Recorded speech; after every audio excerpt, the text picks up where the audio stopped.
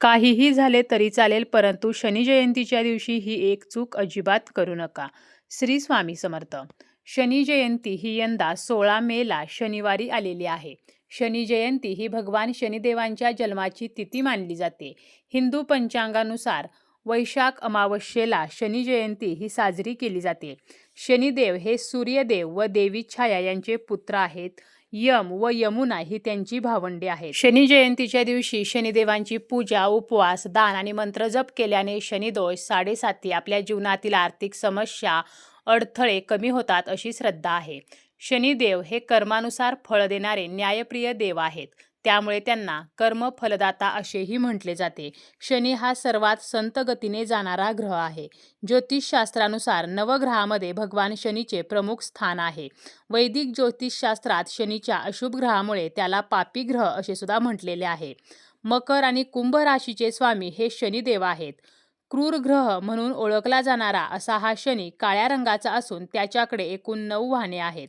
असे मानले जाते की जर एखाद्यावरती शनीची दृष्टी पडली तर सामान्य परिस्थितीमध्ये सुद्धा ती व्यक्ती अशुभ ठरते. परंतु शनिदेव हे प्रत्येकाचे वाईट करतातच असे नाही. जर एखाद्या व्यक्तीला शनिदेवाची कृपा प्राप्त झाली तर ती व्यक्ती गरिबाचा राजा सुद्धा बनू शकते. शनिदेव हे न्यायप्रिय देवता आहेत. त्यामुळे जो व्यक्ती चांगले कर्म करतो तर त्याच्या जीवनामध्ये शनिदेव कधीही अडचणी आणत नाहीत.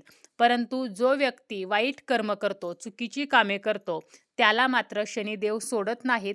त्याला मात्र शनिदेवांच्या रागाचा सामना जो आहे तर तो करावा लागतो. म्हणजेच त्याला शनीची जी साडेसाती आहे तर ती भोगावी लागत असते. तर अशा या शनी जयंतीच्या दिवशी आपल्याला काही कामे ही आवर्जून करायची आहेत, परंतु काही चुका करणे हे मात्र आपल्याला कटाक्षाने टाळायचे आहे. या दिवशी सकाळी लवकर उठायचं आहे, स्नान करायचं आहे. त्यानंतर आपण या दिवशी काळ्या रंगाचं किंवा निळ्या रंगाचं वस्त्र जे आहे तर ते परिधान करू शकतो.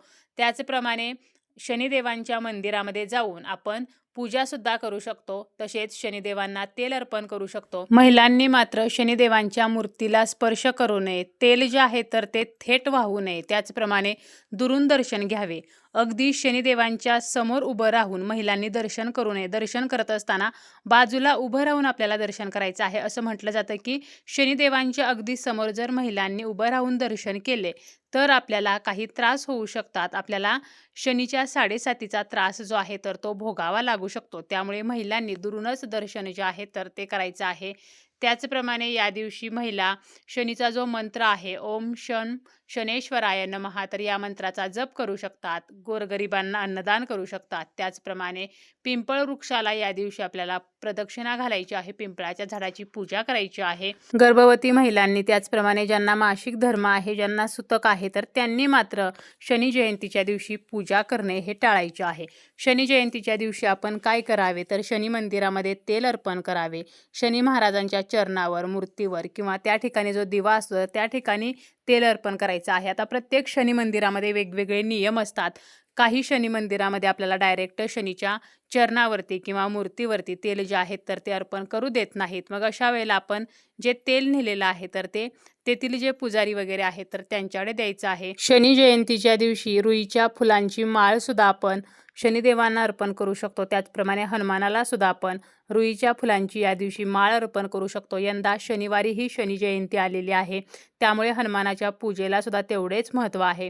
तसेच या दिवशी आपण शनी मंदिरामध्ये काळे तीळ किंवा काळे उडीद जे आहेत तर ते अर्पण करावेत.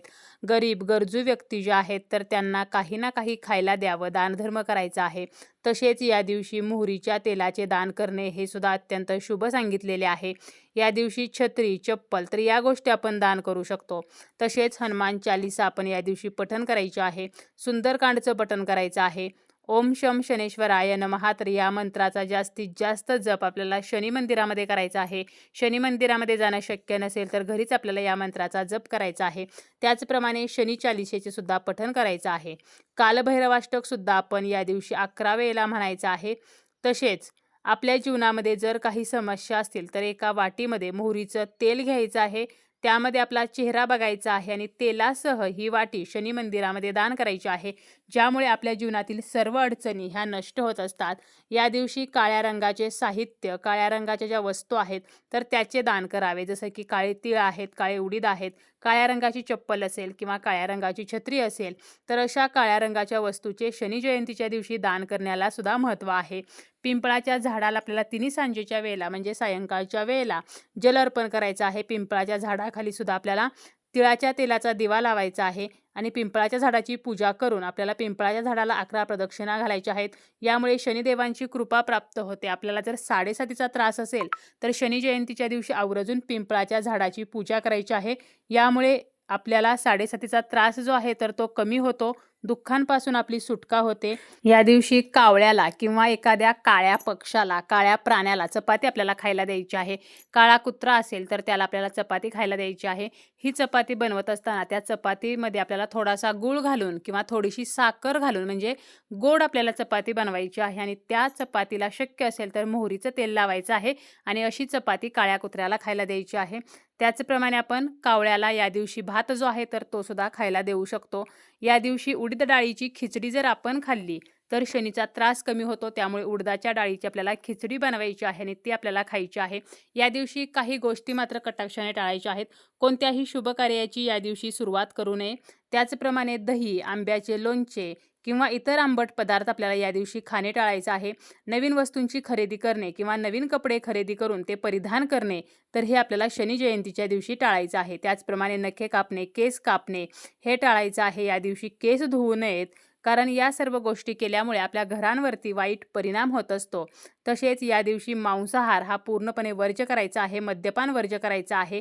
तामसिक अन्नपदार्थ जसं की कांदा, लसूण, त्याचप्रमाणे डांगर, वांगे, मुळा, बीट आणि खास करून लाल रंगाच्या भाज्या आपल्याला या दिवशी बनवायच्या नाहीत आणि खायच्या नाहीत. कारण लाल रंग सूर्याचे प्रतीक आहे आणि सूर्य हा शनीचा विरोधक आहे. त्यामुळे लाल रंगाच्या भाज्या आपल्याला या दिवशी खायच्या नाहीत. या दिवशी कोणाचाही अपमान करू नये, कोणालाही दुखवू नये. त्याचप्रमाणे अन्नाचा अपमान करू नये. आपल्या घरामध्ये कलह, वादविवाद, भांडण तर या गोष्टी करायच्या नाहीत. दारामध्ये कोणी आलं तर त्याला आपल्याला परत तसंच पाठवायचं नाही. त्याला काही ना काही खायला द्यायचं आहे. तर ह्या छोट्या छोट्या चुका आपल्याला या दिवशी अजिबात करायच्या नाहीत. या दिवशी आपण आपल्या राशीनुसार वस्तूचं दान करू शकतो. राशीनुसार कोणकोणत्या वस्तू आपल्याला दान करायच्या आहेत तर मेष राशीसाठी आहे ते म्हणजे काळे वस्त्र, रसाळ फळे. वृषभ राशींनी दूध आणि पाणी दान करावे. मिथुन राशीने काळे तीळ. कर्क राशीसाठी निळे वस्त्र. सिंह राशीच्या व्यक्तींनी लाल वस्त्र किंवा स्टीलच्या वस्तूचे दान करावे. कन्या राशीच्या व्यक्तींनी मोहरीचे तेल दान करावे. तूळ राशीच्या व्यक्तींनी या दिवशी गोमातेची सेवा करावी म्हणजे गायीची सेवा करावी, गायीला घास द्यावा आणि चप्पल दान करावी. वृश्चिक राशीच्या ज्या व्यक्ती आहेत तर त्यांनी जलदान म्हणजे पाणी दान करावे. धनु राशीच्या व्यक्तींनी ब्लँकेट किंवा छत्री दान करावी. मकर राशीच्या व्यक्तींनी उडीद किंवा तीळ जे आहेत तर त्याचं दान करावं. कुंभ राशीच्या व्यक्तींनी निळ्या रंगाचे कपडे किंवा मोहरीचं तेल दान करावं आणि मीन राशींच्या व्यक्तींनी फळे, तांदूळ, मिठाई तर ह्या वस्तूंचं शनी जयंतीच्या दिवशी अवश्य दान करावं.